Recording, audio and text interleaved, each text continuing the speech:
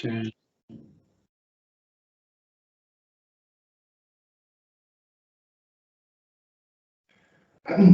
Good evening, everybody, and welcome to the Higher Education and Finance Update evening.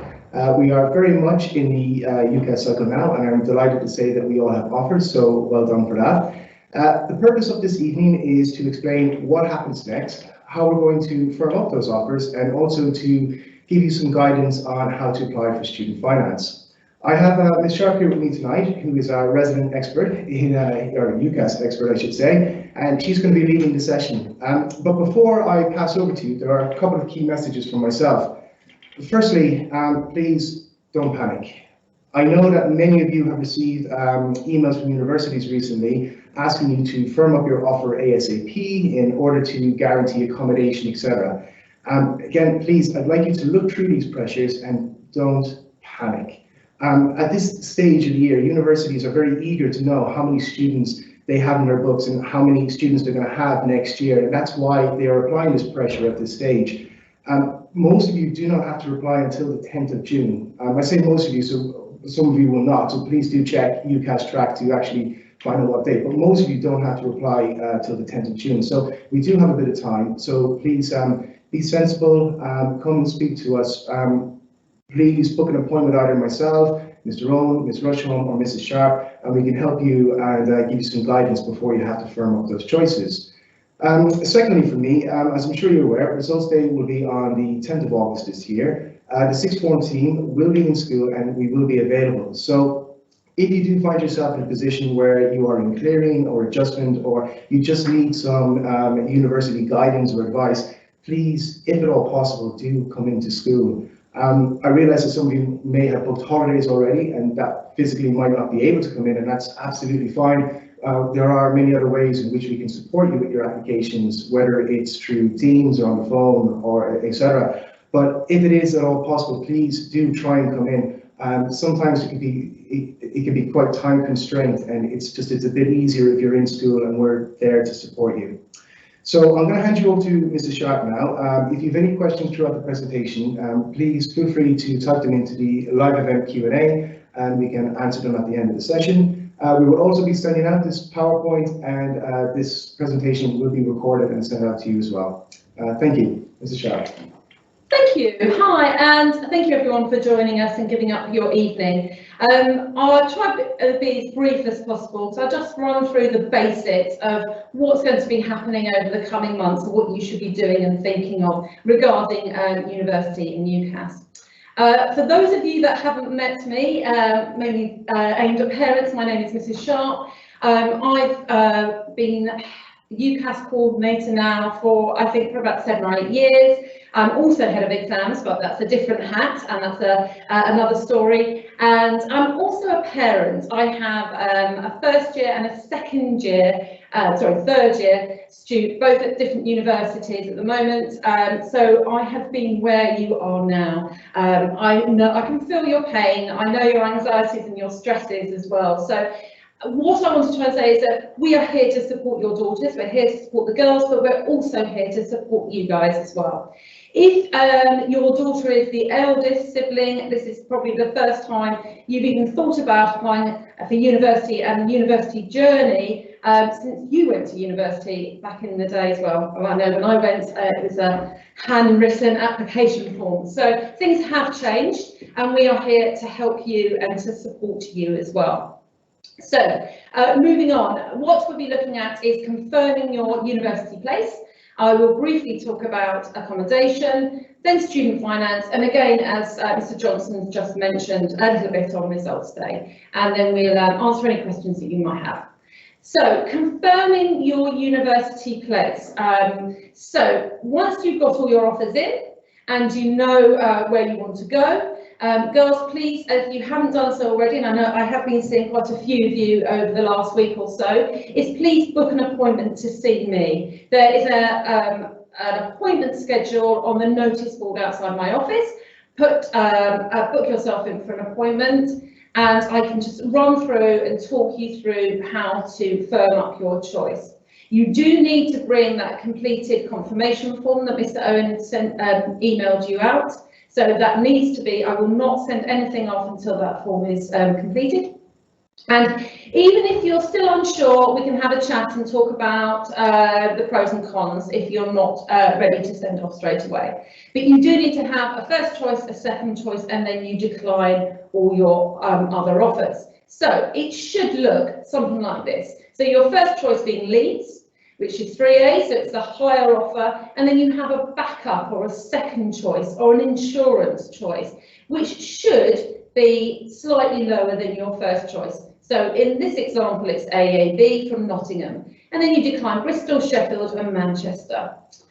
You might ask me, or can I have Bristol as my backup as well? You can do that, but you are obviously taking a little bit of a risk, because if you don't get 3As, then Leeds won't accept you, and then you go down to Bristol and Bristol want 3As and they might not accept you, and then you find yourself in clearing on results day. So it is sensible to have a backup which is a lower offer. But again, before you do anything, I will talk you through all of this. If you are undecided, please contact Mrs. Rumbold. Now, she is director of the Green and Silver Club, our alumni, and she has a wealth of data of girls that have left Surbiton and now currently at university or have just left university. So she would be able to put you into contact with girls who are currently at your university and you're thinking of going to. So that is kind of a handy resource. Please take it, please contact her if you're unsure and you want to talk to someone who's currently at the university you're thinking of going, to get their opinions of studying at Bristol or at Leeds or Manchester. And her details are there for you. So once you're happy with what you're doing, you come and see me and we've sent everything off, you then have your firm choice and you have your insurance and you've declined the others. The next stage is applying for student accommodation. Every university is different, so you do need to go onto the university websites to see how you apply for accommodation. They're really clear, but they will have a slightly different procedure. They might have certain deadline dates. There might be first come, first served. So it is important to look sooner rather than later. And as I know from one of the girls in my form who has applied to Nottingham, some of those places have already taken in, have already fully booked in some of those accommodations. So do look at accommodation, look how you apply. Don't be disheartened when you do get your offer of your accommodation that you won't necessarily get your first choice. It does happen, I'm afraid. You don't always get that. And my daughter was very upset when she didn't get her first choice at Leeds, but I can assure you she's more than happy now where she is. So apply for accommodation. Look at accommodation on your insurance as well, because they might still accept an application, just in case you've got both applications sitting there on results day. So that's student accommodation. Now moving on to finance. Okay, this is the exciting bit. Okay, student finance, there are three types of loans. There's a fees, which will pay your tuition fees. There's a maintenance, which is a means tested, which means it's depending on the income of your parents.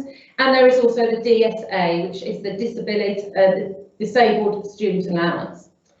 Now, the tuition fees and the maintenance loan, you will have to pay back at some point. You don't have to apply for all three. You can just apply for the tuition fees, or you can just apply for the maintenance.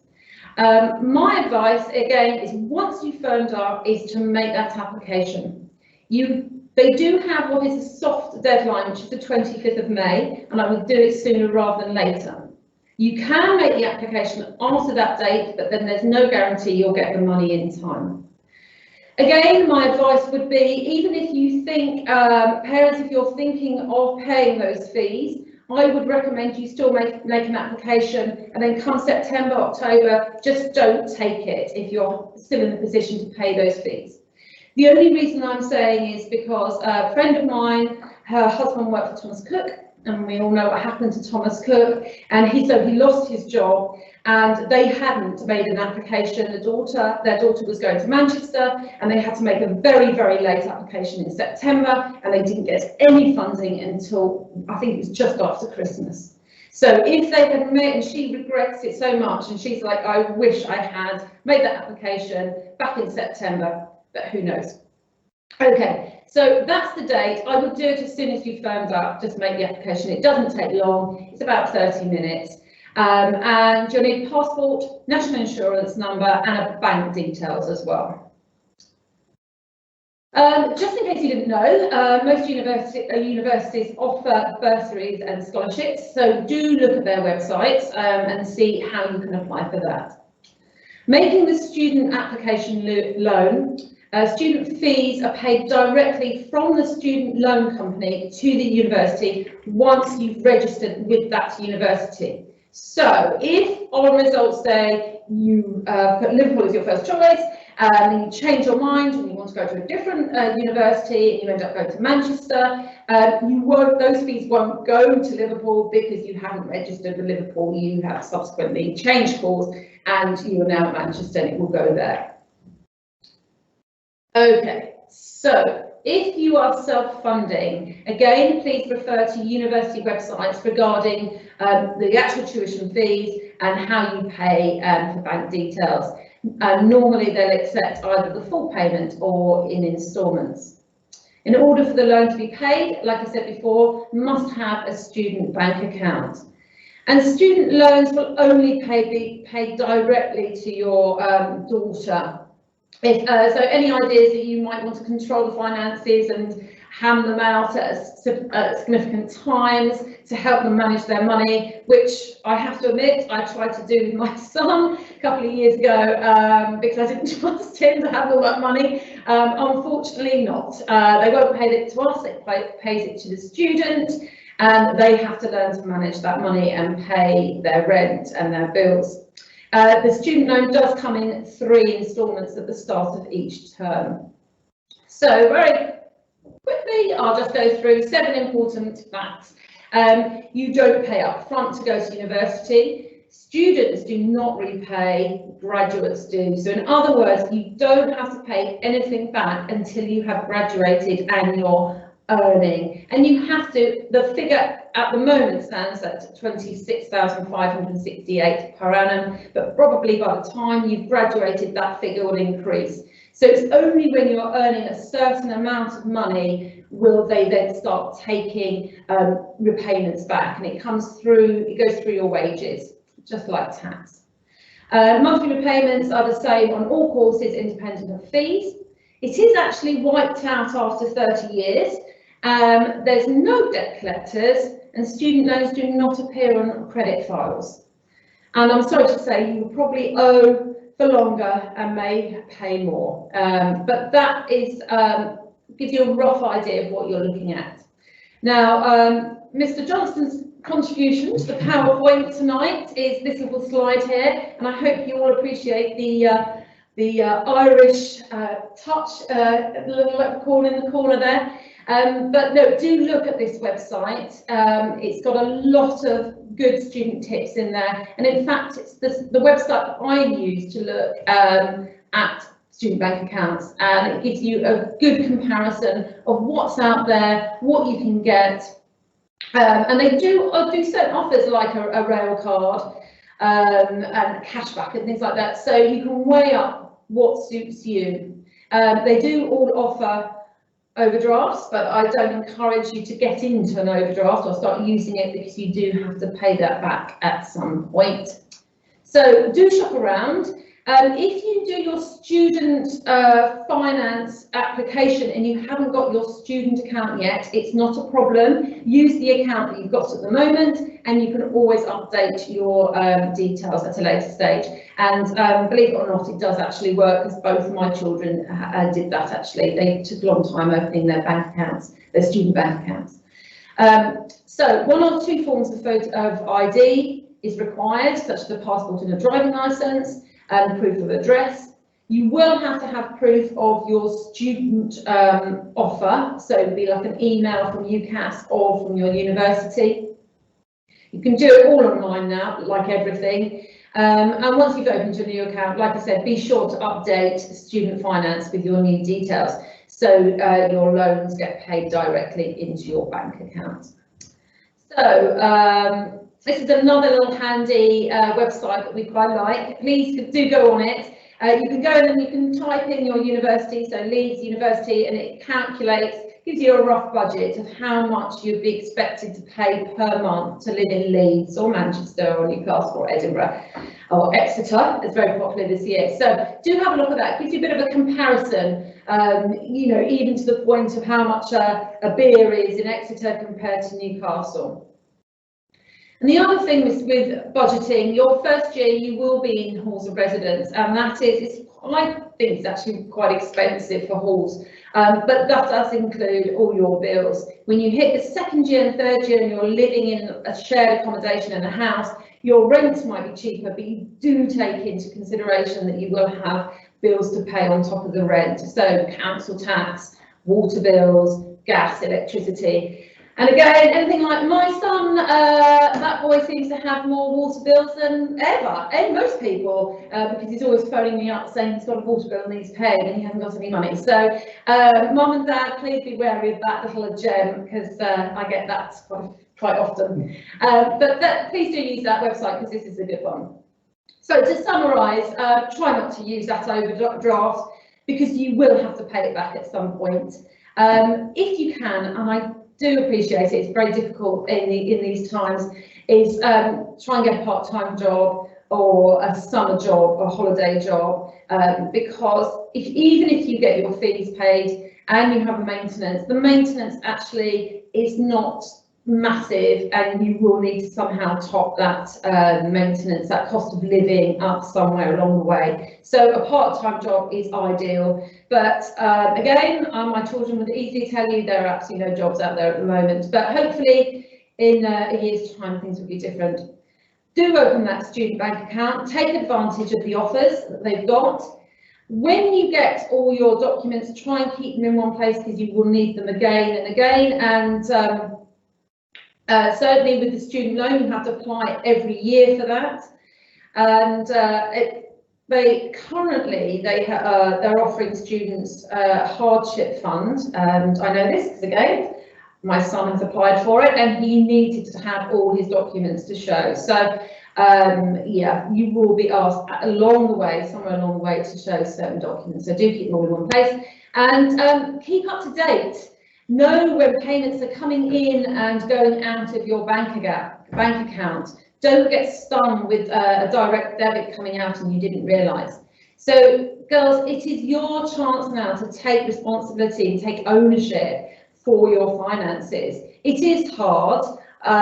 It is a learning curve, and that's the great thing about university, because you do have that sort of buffer of mum and dad.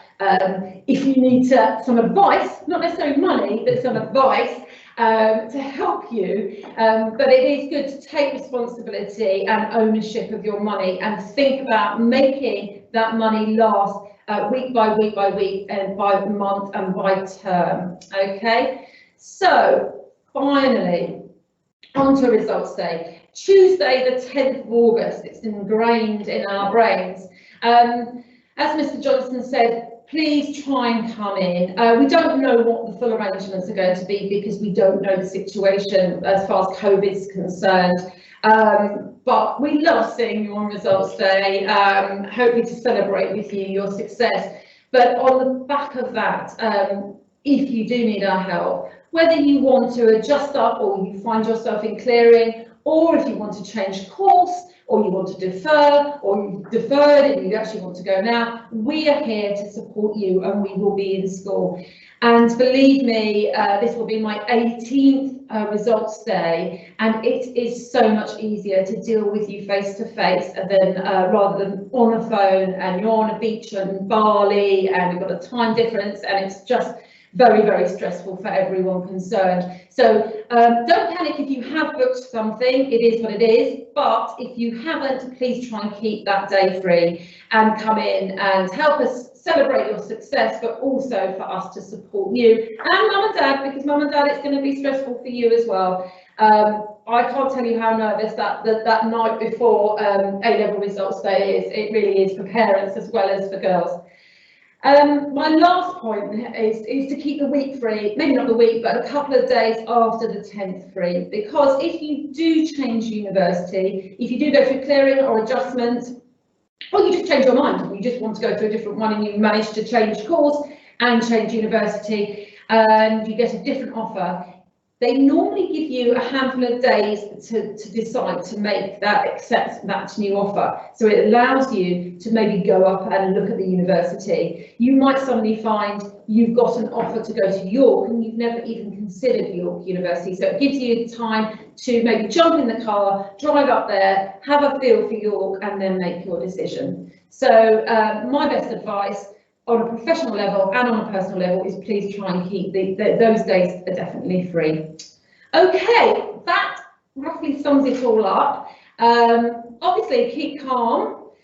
We are here, like I said, we are here to support you and we're more than happy to have one-to-ones, to chat with you, to go through any concerns that you might have regarding university. It is a scary time, but it also is a really, really exciting time for you girls.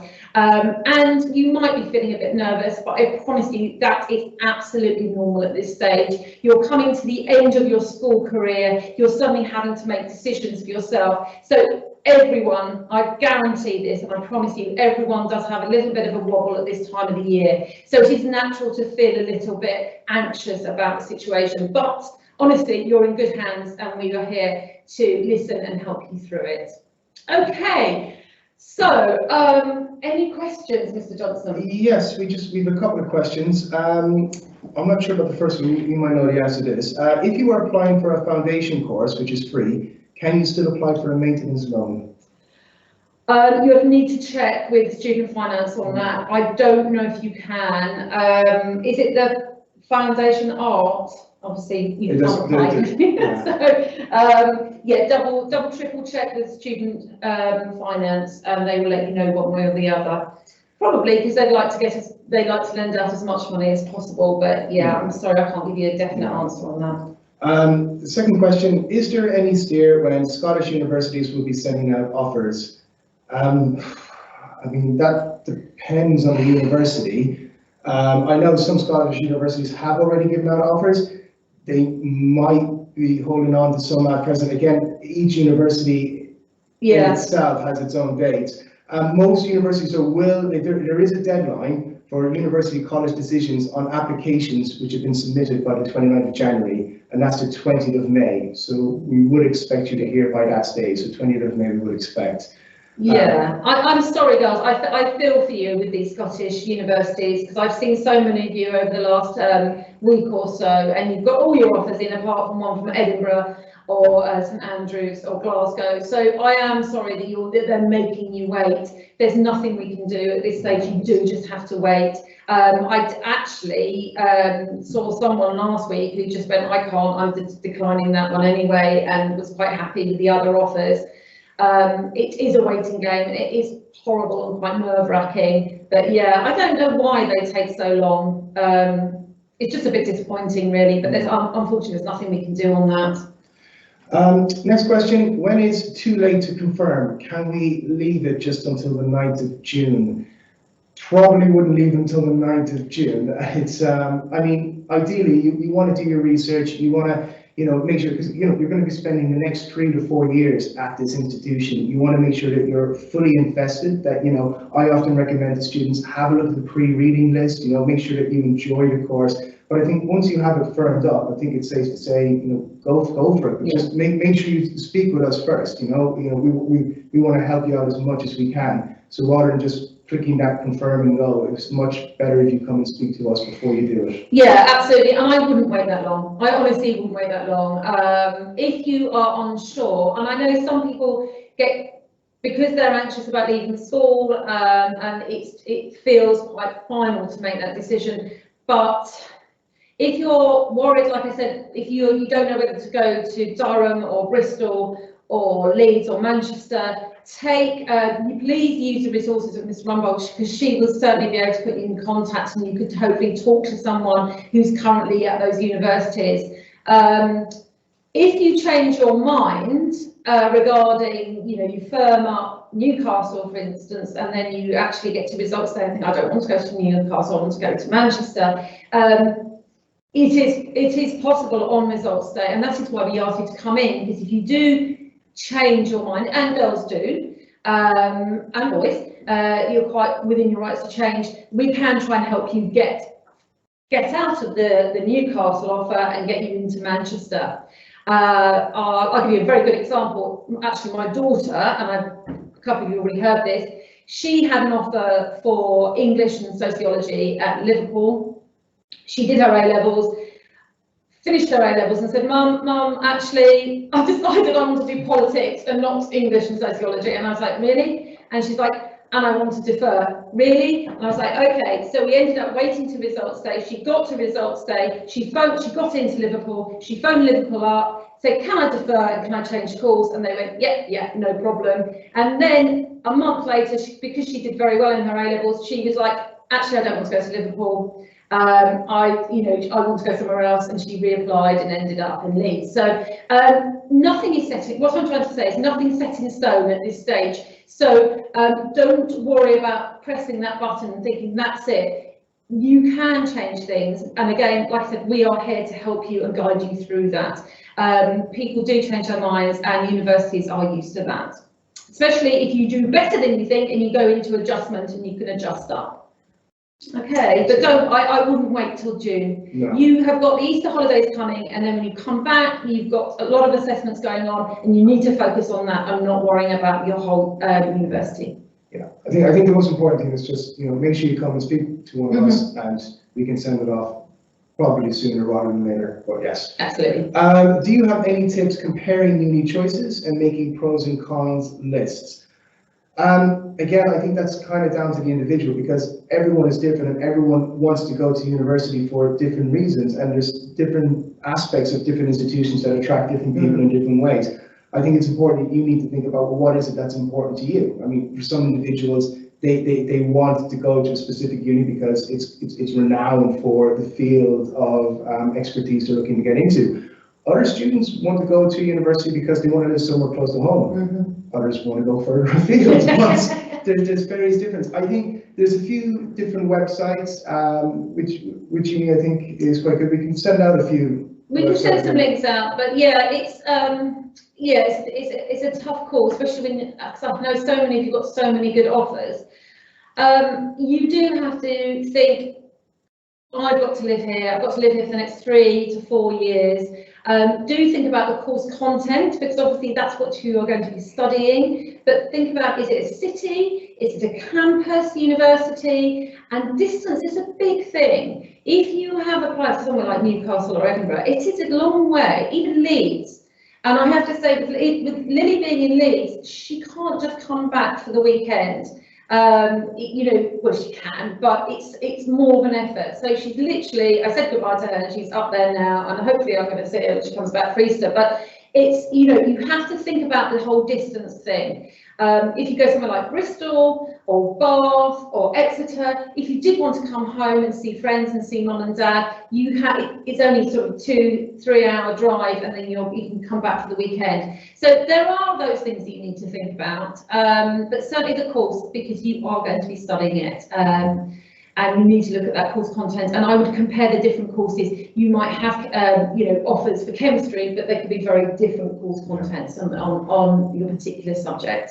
And again, that's where those reading lists or pre-reading comes really in handy, because I often advise students, even coming into A-level, have a look at the book first, because if you're going to be looking at this for 3 years, you want to make sure that you enjoy it is what you're going to be studying. And again, that's where Ms. Rumbold can really help, because we have old Surbanites all over the country in various different universities, and really take advantage of this, because they'll give you great advice, and they'll be able to get real insider information as well that you're not going to get on an open day. They'll give you an honest overview of what it's like. So I would say that if you are considering or trying to decide between universities, I think it's probably worth having a chat with Ms. Rumbold to see if there is anyone there that she can put you in contact with that can kind of give you an overview. And Surbiton girls love to talk, and when you go to university, you'll do this as well. Everyone loves to talk about their university and their university experience. So yeah, they will love to speak to ex pupils or current pupils and talk about their university experience. So yeah, absolutely, please do use that resource. Do you believe that it is true when uni say accommodation is not first come, first serve? Again, do I believe it? Okay. Every university will treat the accommodation differently, and I can only speak from my own experience. My son's accommodation was first come, first serve. He was on a gap year, so he obviously applied like as soon as they opened the application, and he got his first choice. My daughter Lily, again, she was on a gap year, and she applied as soon as they opened the application process, and she did not get her first choice. Like I said, she was not happy. The thing as well, if you try and change her accommodation, again, they're not very forthcoming. She did manage to change her accommodation, but not to the one that she wanted, so she ended up going to a different one altogether. Yeah, it's a big thing about the accommodation. Again, I'm sorry to go on about this Rumbold, but actually talking to a current student at that university, they would definitely give you the ins and outs on what sort of what accommodation to go for. I certainly know a lot about Leeds, so if anyone wants to go to Leeds, I can tell you all the different accommodations and what's the good ones and not ones to avoid. But I can't. It's down to each individual university. I would just make that application sooner rather than later to avoid disappointment, but be prepared that you might not get it. And I have to say, although Lily was not particularly impressed not getting her, she wanted James Bailey, she didn't get into James Bailey, but the accommodation she did get, she is very happy in now. And it's really nice. Not that you can use it because it's not open, but there was a gym, there's a common room there, and and she's made some really lovely friends. So it does all work out in the end with accommodation, but don't get yourself wound up too much about it. Get that application off, talk to mum and dad about it, try and talk to girls that you might know that are at Newcastle or Nottingham at the moment, get their opinion, make the application and then move on, okay? Right, can you put a course with the same entry requirements as insurance if they're known to be more flexible for that course? Yes, you can, but you are still taking a bit of a risk. Yeah.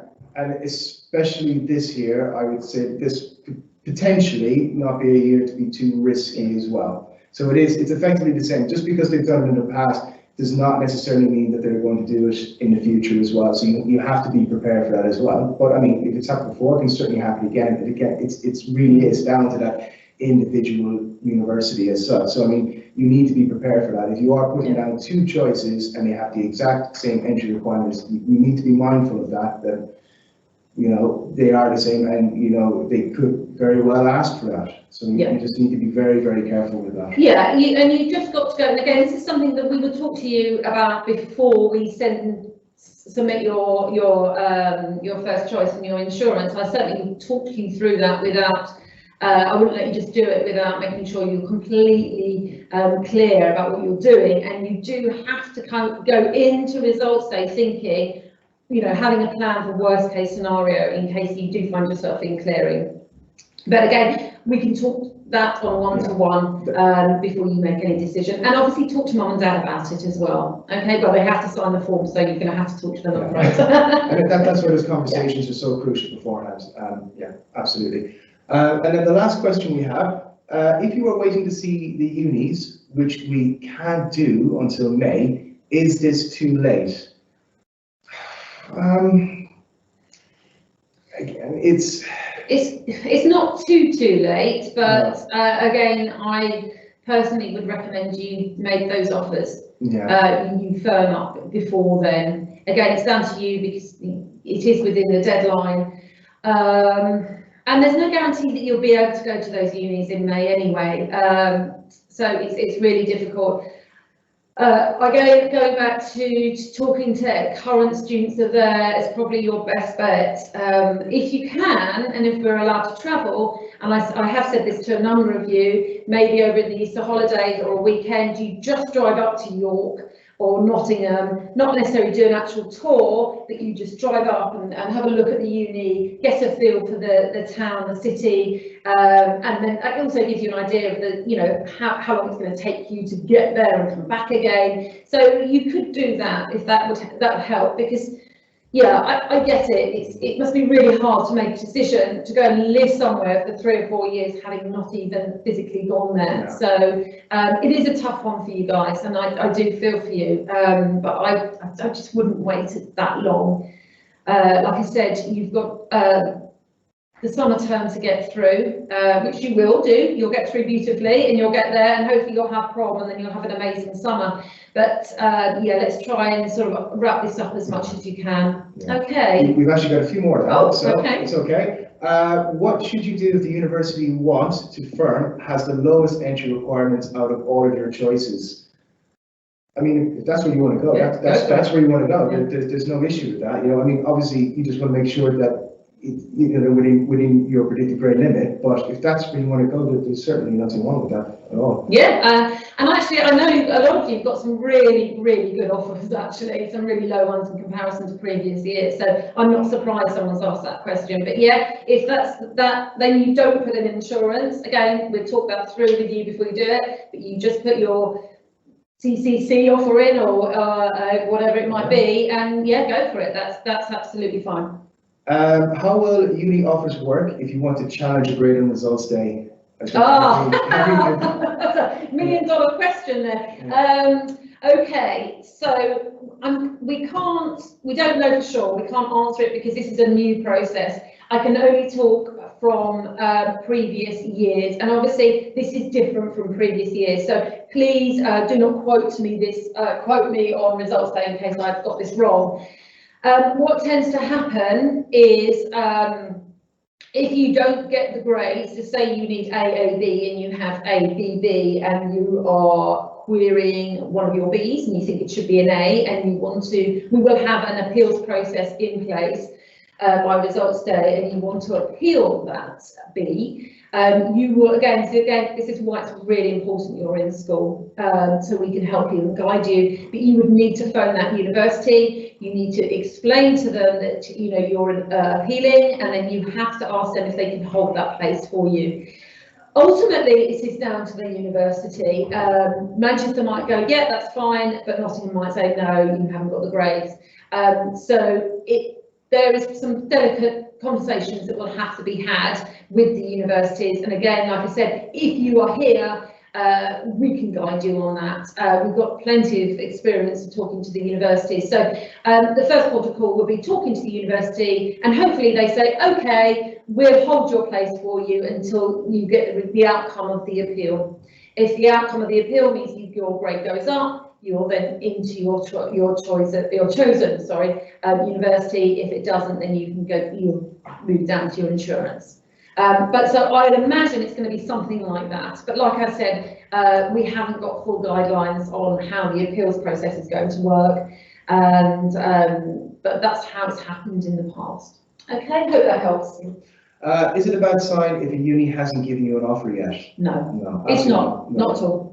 And they still have time before they have to do so. I wouldn't worry about that.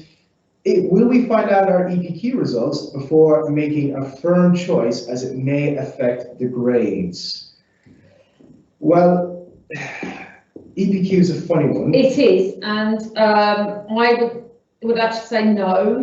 In comparison to previous years, this is very, very different. So if you've got older brothers and sisters who will say, oh, I knew this and I knew that, this year is very, very different. And we are not allowed to give out any because basically we're giving out these grades, we're doing the teacher assessment grades, we're not allowed to tell anyone what we will be submitting to the examples. So we won't, but again, if your offer depends on maybe getting an A, at EPQ. Please don't make any decisions yet. Come and speak to us. And again, it's a one-to-one conversation we need to have. Okay, hope that helps. Can you put an unconditional as insurance, or does that automatically go to firm? No. So if you've got an unconditional, I don't know, anyone had an unconditional this year? I'm not sure. Because they are phasing those out. They were in the past, a lot of people got unconditional. Normally, you need to read the conditions of the letter of the offer. If it's an unconditional, they normally say they'll only let it be an unconditional if you make it your first choice. Yeah. If you make it your second choice, then it will say you need to get AAB or whatever the offer is. So again, go back into track. The letter will be there and reread it. If you're unsure of what they're saying, bring it to us and we can translate it for you. We can have a read for it. But normally an unconditional would have to be your first choice, yeah. And that's it? Wow. Okay. Thank you. Again, thank you very much. If you do have any questions, please just do come and have a chat with us, you know, any one of us in the sixth form team. And yes. Brilliant. So brilliant. Thank you. This is so odd looking at the screen. So thank you for giving up your time. And yeah, any questions if you wake up tomorrow morning and go, oh, I should have asked this. Please just come and see us or email us, and we'll hopefully be able to help you. Thank you very much and have a good evening. Thank you.